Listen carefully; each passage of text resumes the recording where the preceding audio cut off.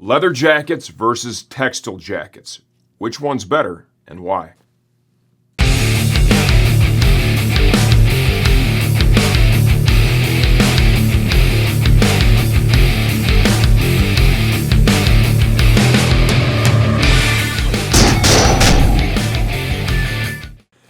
Every day I answer a lot of questions. Hey man, what's the best helmet out there? What are the best gloves? What's the best jacket? The reality is there is no single best. We're all different. We all ride differently. We all have different expectations. In 2020, with the whole coronapocalypse thing, there's a whole lot of new riders in the sport. So we decided to back up a little bit and begin to focus on questions like, what's the difference between a leather and a textile jacket? Caleb and I were talking when we began this video today. And his comment was, at face value, you look at these real quick and, especially for a real new rider, you look at these very quickly and they appear to be very similar, right? They both have a similar shape and cut. Both have perforation. Both have a little race hump on the back. But there are definitely differences. With this video, what we want to do is we want to help you all think your way through your jacket purchase so you get the most for your money. There's nothing worse than buying something, expecting it to perform well for the task that you have, right? And then finding out it just fails to meet your expectations. Okay, we are going to answer a lot of jacket questions in this video. Let's start off with the difference between leather and textile. First off, in almost every instance, leather is going to be much more expensive than textile. Protection. When a rider reaches out asking about a new jacket, if they say protection is their priority, almost every time I'm going to steer you towards a leather jacket. The bottom line is the leather is simply more durable when sliding on the ground than almost all of the textile fabrics that we see on these jackets. That's the reason they use cowhide leather and kangaroo leather when building race suits, because those always seem to find their way to the ground. With that said, a textile jacket can also be very protective. Something they share in common is the jacket itself is going to provide framework for the armor inside the jacket. Using this RST code as an example, we've got CE armor in the elbow and forearm. We have CE armor in the shoulder. This one happens to have an external slider as well. This jacket also includes a CE certified back pad. We're going to touch on that a little bit later in this video. The fabric they've used on the exterior of the coat is enough to hold the armor together through most of your street crashes, okay? Textile jackets are typically one and done. You have a crash in this jacket and slide on the pavement, odds are it won't be in condition where you would be able to wear it again for another crash. It's also quite likely in almost every circumstance it's going to hold together, right? It's a quality coat. It's going to hold it together, keep the armor in the right places to protect the rider. Looking at the elbow, for an example, and this is a high impact, high slide zone here for most any type of crash, street or track. If you did happen to wear through the thickness they have in this area where it's reinforced and make it to the armor, the odds are you're never making it through the armor because that is substantially thicker, okay? The same is going to hold true for the leather coat, with the difference being leather jackets are typically able to take more than one crash. Yeah, it'll look a little scuffed up, but there is a strong possibility you'll be able to wear it for at least another possible crash. Advantages to the textile coat. One is it's just much lighter than the leather. We all like to ride in nice weather. I know I'm a fair weather rider and it's hot out there. Any thickness or layers you add always add heat, even when they have strong ventilation properties, which is another thing we're going to touch on later in this video. This jacket is also easier to move in because the material is simply thinner. It just moves easier with your body. The leather, especially when they're brand new, is almost always going to require a fairly significant period of break-in. And that's why the older a leather jacket is, the longer you've had it and the longer you've ridden it, typically the better the riding experience gets every single time you go out. Next up is, what kind of weather do you need to be prepared for, okay? Do you plan to ride? when it's cold out? Do you plan to ride when it's rainy out? Do you plan to ride primarily when the weather is nice? I fall in the latter of those categories, okay? Choose your jacket accordingly. Right now we've got a couple of Textile jackets here. They're quite different, okay? This one offers a lot of mesh panels on the jacket, high airflow. There is no inner liner except for the mesh inner liner of this coat. Wears really light, high airflow. This is meant for summer riding. With that said, when you get earlier season or later season stuff, what you can do is get a nice base layer, right? Maybe a hoodie, maybe a mid layer, soft shell coat you have. And if you have room, you put it underneath that so you can extend the period of time you can use this jacket comfortably. Okay, so more fair weather choice here. This is an example of more of an all-weather coat with waterproofing built in. Okay, if you plan to take long trips where it's cooler out sometimes you run into little moisture from the sky, you need a jacket like this Andes V3 that we're showing you here. This one offers the ability to adapt to the varying conditions. We've got waterproofing, we've got insulation that can be removed from the coat, which is quite different from the one to my left. There is that quilted inner liner. For ventilation, this jacket has zippered direct-to-skin vents. Okay, they're over here.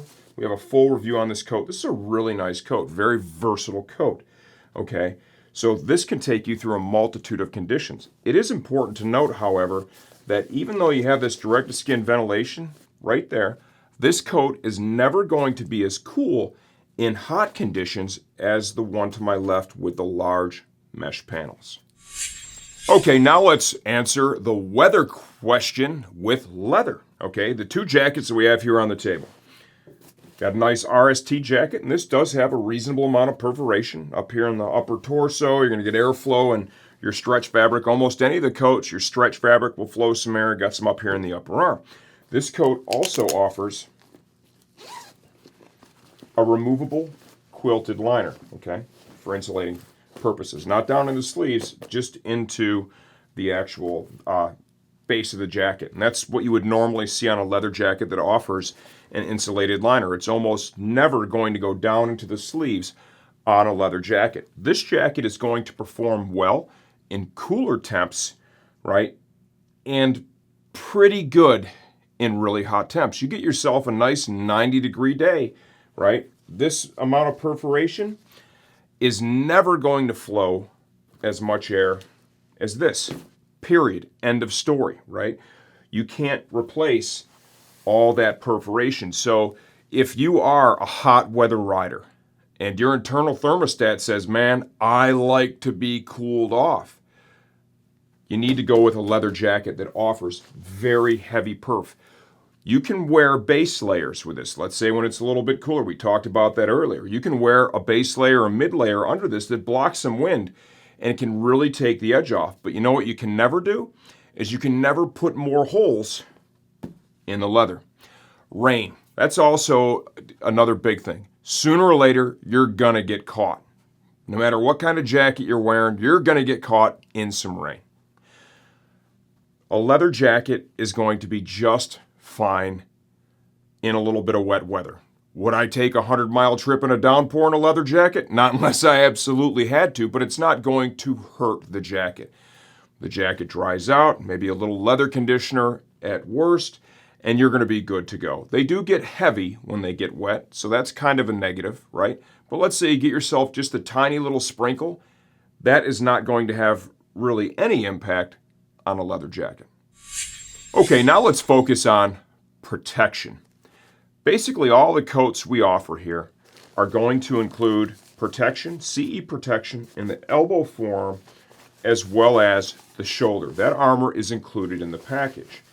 The majority of the coats that we offer are not going to come with any substantial back protection. There are some that may come with a foam pad in the back that is not CE certified and at the end of the day, really not intended to be protective, okay? There are select coats like this armed high protection mesh jacket from Tai Chi that will come with complete armor packages. Okay, for example, CE certified back protector and chest armor is included with this coat. We call that out in the text, and we try to do video reviews on the jackets that really stand out from the rest and include complete armor packages. Most jackets are going to come with a pocket that accepts add-on armor. A great example of that is going to be the Alpine Stars jacket range. None of their coats are going to come with armor included. You have to pick these pieces up separately. Alpine Stars offers CE chest protection that slides into the coat, as well as CE back protection, slips right into the pocket. We have all this laid out in the Alpine Stars armor section of our website, really easy to find, and this is going to be true for most brands out there, okay? We strongly recommend, at minimum, adding the back protection to the jacket.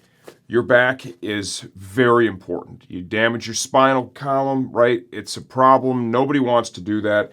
We're looking at, depending on the piece, $20-ish, $30, whatever. Trust me when I tell you, it's money well spent. And installing this in the jacket makes it very easy to use. It's just in there. It's convenient. You zip it up, you're good to go, and you have excellent protection to mirror what you've got in the elbow, forearm, and shoulder. Now let's go to the next level. We're going to show you now the Alpine Stars Tech Air race system. This is one out of Max's race suit. Alpine Star has Tech Air compatible jackets that will allow for the installation of this vest, right?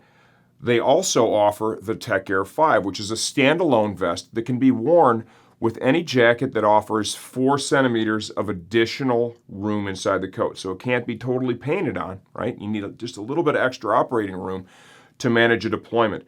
That is the best of the best protection, because now you have back protection, and then everywhere you see vest here, right down the shoulders, the chest, the sides, that thing inflates, and it is state-of-the-art protection. To hump or not to hump? That is the question. There are sport-focused jackets, several of them actually, either leather or textile, that are going to come with a race hump, like you'll see on a race suit. They look badass. What purpose do they serve? I mean, at the end of the day, it's a big piece of foam, so it's going to, help manage an impact in that area. That's great, right? You could argue aerodynamics, how big of a difference that make on the street? Probably zero, okay? But it looks cool. If you're a street rider and you commute or you wear a backpack at all, it's also important to consider having the hump on there. It makes it, and I've ridden both ways, okay? It makes it a little awkward with the backpack because the backpack won't just sit in the center of the coat. Got 2 good examples here. One's a leather that is humpless. One is textile, fully humped, okay? And there's a backpack in the middle. If you're shopping for a new jacket, I hope you find this helpful. I realize a lot of you might not know. I actually own the place. I'm not a paid actor. I'm not one of the staff here. I'm the dude who owns the place, and I've been riding for a long time, right? I've street ridden. I do a lot of track riding. Now my son's racing in Moto America Junior Cup, okay? We're part of this industry, part of this sport through and through. In the winter in Michigan, we snowmobile the entire family. Power sports are a huge part of our life. When I do these videos, sure, I want to sell you stuff, but I want to make sure that you're making good decisions and you're buying something that's going to be great value for your money. With that said, if you have any questions, leave those in the comments section of this video. I answer all that stuff myself, and I'm here to help you choose the right jacket for your next ride.